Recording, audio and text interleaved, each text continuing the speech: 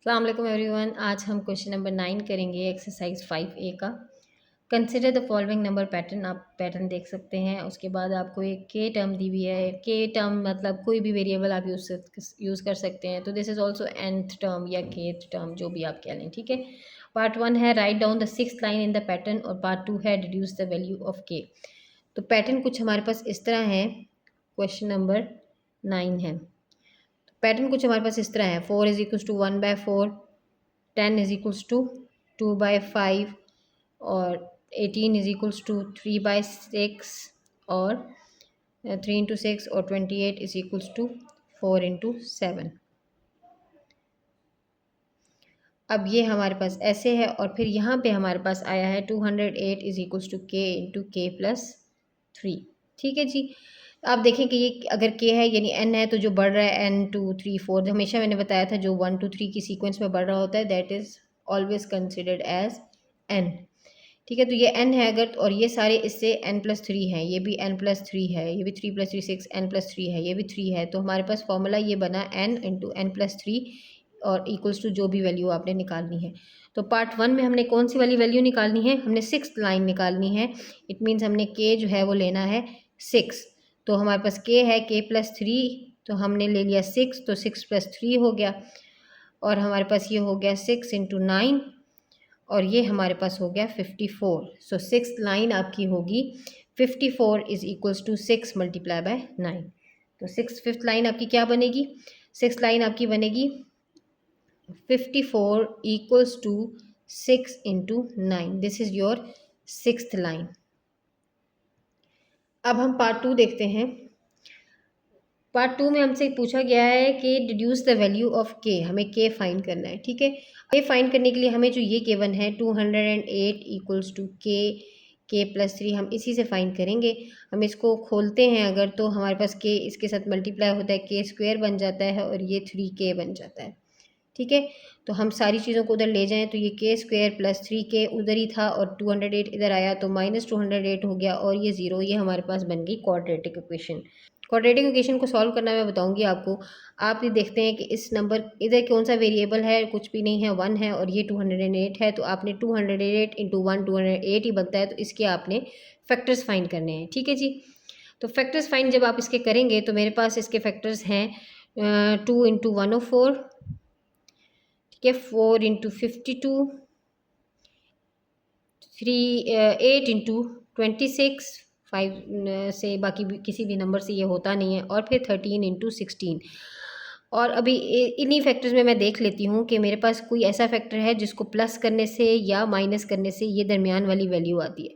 तो ये देखिए 16 - 13 आपके पास 3 आता है, तो मैं ये वाला फैक्टर सेलेक्ट कर लूँगी, और मैं लिखूँगी इसको खोल के +16 के -13 के -208 इक्वल्स टू 0। अब आपने ये भी प्लस माइनस का ध्यान रखना है कि अगर मैं +16 और -13 रखती हूँ, तब मेरे पास +3 आता है, जो कि मुझे +3 चाहिए था। अगर मैं -16 +13 रखती तो मेरे पास -3 आता, वो मुझे नहीं चाहिए था। अगर मैं -16 -13 रखती तो मेरे पास -29 आता, मुझे वो भी नहीं चाहिए था। +16 और +13 रखती तो मेरे पास +29 आता, वो भी मुझे नहीं चाहिए था। तो मुझे किस तरह साइंस लगाने हैं वो भी मुझे सही से देखना है। तो मुझे +16 लगाना है और -13, मैंने +16 के और -13 के लगाया। अब मैं इन दो को कंसिडर करूँगी, इसमें से जो भी कॉमन है वो निकाल लूँगी। के ही कॉमन है दोनों में, तो के इधर के बच जाएगा। जब एक के निकल गया तो इधर अंदर के बच गया, और प्लस, और यहाँ से के निकल गया तो सिर्फ 16 बच गया। फिर मैं यहाँ से माइनस भी कॉमन लूँगी क्योंकि दोनों में माइनस है, और 13 दोनों में, क्योंकि 13 इसके टेबल में आता है, 13 के टेबल में ये आता है, तो मैं 13 ले लूँगी। और यहाँ क्या बच जाएगा? के माइनस मेरा बाहर चला गया, तो अंदर प्लस बच गया, और 13 कितने हज़ार 208 होता है, 16,000 0। अब मैं ये k + 16 दोनों में आ गया। अगर ये फैक्टराइजेशन में हमेशा ये वाला नंबर सेम आता है, अगर नहीं आता तो इट मीन्स आपने सही से फैक्टराइज नहीं किया। तो k + 16 मेरा कॉमन हो गया, बाहर आ गया, और बच क्या गया? k -13 equals to 0। अब जब दो वैल्यू आ जाती हैं तो हम उन दोनों को इक्वल्स टू 0 करके k की वैल्यू निकाल सकते हैं, ठीक है जी।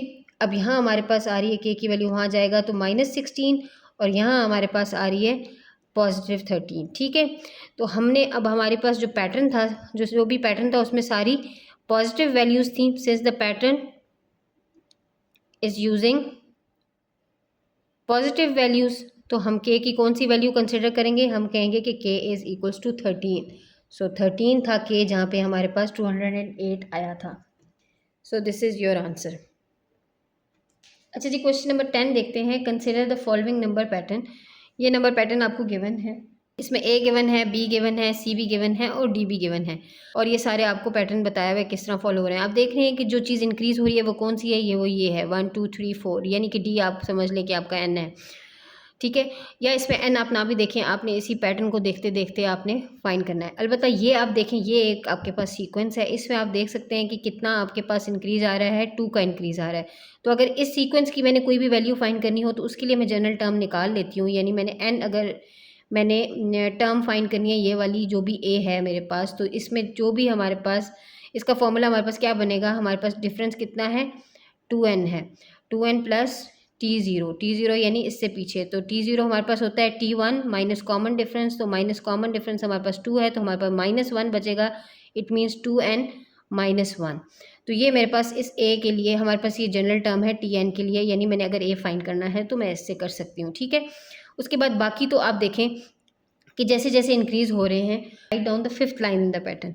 तो जो फिफ्थ लाइन है ये फोर्थ लाइन है, फिफ्थ लाइन ऑफ पैटर्न की हमारे पास, वो तो खैर हम इसी तरह लिख लेंगे कि वो हमारे पास हो जाएगी 1 + 3 + 5 + 7 + 9, हम इसको कह लेते हैं ये हमारी फिफ्थ लाइन है, पार्ट 1 है हमारा, ठीक है। फिफ्थ लाइन में हम +9 और +11, क्योंकि एक ही हमने बढ़ाना है क्योंकि इससे अगली लाइन है, और 25 है तो 5 का स्क्वायर, तो अब हमने 6 का स्क्वायर यानी 36 हो गया, यहाँ पे हमारा 6 का स्क्वायर आ गया, और यहाँ हमारे पास क्या आ गया, 5 + 1 का होल स्क्वायर, ये हमारे पास आ गई। इस सीक्वेंस को देखते देखते मैंने इसकी फिफ्थ लाइन निकाल दी, इसके लिए कोई फॉर्मूला नहीं था, मैंने उसी सीक्वेंस को फॉलो करते करते इसकी फिफ्थ लाइन निकाली है।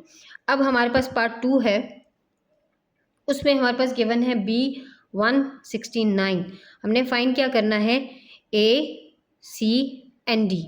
अब बी हमारे पास 169 है, तो इट मीन्स के सी स्क्वायर हमारे पास इसका जो भी स्क्वायर रूट होगा, या जिसका भी ये स्क्वायर रूट होगा, जिसका भी ये स्क्वायर था वो हमारे पास सी होगा, तो मैं सी इस फॉर्म में निकालूंगी, सी स्क्वायर इज इक्वल टू 169, तो सी हमारे पास क्या बच जाएगा, 13। तो इट मीन्स हमारे पास सी 13 है, यानी यहाँ पे 13 का स्क्वायर है। बी हमारे पास 169 है, सी हमारे पास 13 है, और डी हमारे पास क्या होता है, जो D+1 है वो हमारे पास C होता है, यानी D+1 हमारे पास 13 है, तो D हमारे पास क्या हो जाएगा, 13 - 1 = 12, तो D हमारे पास क्या हो जाएगा, 12। हमने D भी फाइंड कर लिया, हमने C भी फाइंड कर लिया, अब हमने फाइंड करना है A। तो A के लिए मैंने आपको कहा था कि जनरल टर्म है हमारे पास, कौन सी टर्म है, 13th टर्म है। आप देख लें कि ये जो भी टर्म थी हमारे पास, यहाँ पे जो भी नंबर लिखा हुआ था वो वाली टर्म होती थी, यानी 1 2 3 4 5, तो ये 5 टर्म थी। तो अब हमारे पास जो ये C था ये 13 है, तो it means it's a 13th term. तो मैं 2, हमारे पास जनरल टर्म हमारे पास फॉर्मूला है 2n+, तो n की जगह 13 आ गया और -1 हो गया, ठीक है। तो अब इसको आगे सॉल्व करते हैं। T13 हमारे पास हो जाएगी 2 13s are 26 और -1 तो 25, तो जो T है हमारे पास 13th वैल्यू वो हमारे पास हो जाएगी 25। सो हमारे पास A है 25, हमने A भी फाइंड कर लिया, C भी फाइंड कर लिया, D भी फाइंड कर लिया, दिस इज़ योर आंसर। अच्छा जी, क्वेश्चन नंबर 11 है हमारे पास, a restaurant has only small square table that can be join end to end to form a large long table. Each small square table can seat only one person on each side. Study the diagram below and complete the tables 1 and 2 that follows. अब figure 1 आप देख रहे हैं, this is figure 1 जिसमें 4 seats लग सकती हैं। फिर फिगर 2 है तो इसमें आपके पास 6 सीट्स हैं। अब फिगर 3 है तो इसमें आपके पास 8 सीट्स हैं, और फिगर 4 है तो इसके में आपके पास 10 सीट्स लग सकती हैं, ठीक है जी।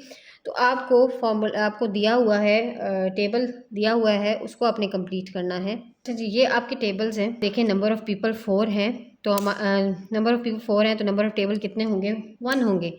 तो हमारे पास जो फॉर्मूला यहाँ पे टेबल जो हमारे पास क्वेश्चन में दिया हुआ है वो हमारे पास ऐसे दिया हुआ है कि 4 - 2/2 हमारे पास क्या आ जाता है, 1। हमारे पास इसी तरह अगर यहाँ देखें तो ये भी हमारे पास 6 - 2 डिवाइडेड बाई 2 हमारे पास 6 माइनस 2 3, 6 माइनस 2 4 बचता है, 4 बाई 2 हमारे पास 2 होंगे, 6 पीपल 2 टेबल्स पर आएंगे। ठीक है, इसी तरह इसको देखें तो 8 माइनस 2 हो जाएगा बाई 2, 4 यहाँ पे आ जाएगा 6, 6 बाई 2 हमारे पास 3 हो जाएगा, यानी कि 3 टेबल जोड़ने पड़ेंगे अगर 8 नंबर ऑफ पीपल हैं तो। अगर 10 नंबर ऑफ पीपल हैं तो कितने हमें टेबल जोड़ने पड़ेंगे, 10 माइनस 2 8 हो गया, और 8 बाई 2 हमारे पास 4 हो गया, यानी हमें 4 टेबल्स जोड़ने पड़ेंगे। इसी तरह अगर 12 नंबर ऑफ पीपल हैं तो हमें कितने टेबल जोड़ने पड़ेंगे, 12 माइनस 2 बाय 2, तो हमारे पास 12 माइनस 2 10 बचता है, 10 डिवाइड बाई 2 हमारे पास 5 बचता है, तो 5 टेबल जोड़ने पड़ेंगे। और अगर 14 नंबर ऑफ पीपल हैं तो 14 माइनस 2 हमारे पास क्या बचा, 12, और 12 divided by 2 is equals to 6, तो इट मीन्स हमें 6 जो टेबल जोड़ने पड़ेंगे अगर 4 लोग होंगे।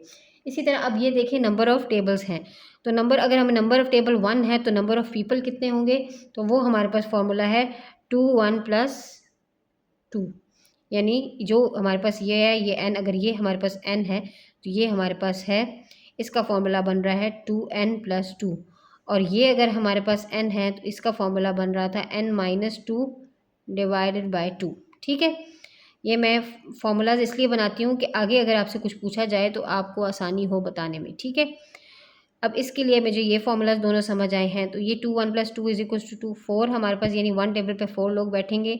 अगर 2 2 प्लस 2 हो तो हमारे पास कितना बनता है, 2 2 ज़ा 4, 4 प्लस 2 6, यानी 6 लोग बैठेंगे 2 टेबल्स पर। तो ये सेम बात हो रही है। अगर इसी तरह हमारे पास अगर हमारे पास 3 टेबल्स हैं तो 2 3 प्लस 2 हमारे पास 2 3 ज़ा 6, 6 प्लस 2 हमारे पास 8 लोग बैठ सकेंगे। अगर हमारे पास 4 टेबल्स हैं तो हमारे पास कितने लोग बैठेंगे, 2 4 ज़ा 8, 8 प्लस 2 10 लोग बैठेंगे। अगर हमारे पास 5 टेबल्स हैं तो कितने लोग बैठेंगे, 2 5 ज़ा 10 प्लस 12, 12 लोग बैठेंगे। और अगर हमारे पास 6 टेबल हैं तो कितने लोग बैठेंगे, 2 6 ज़ा 12 प्लस 2 14, 14 लोग बैठेंगे। अभी हमारे पास बी है कि how many tables will be needed to seat 120 people.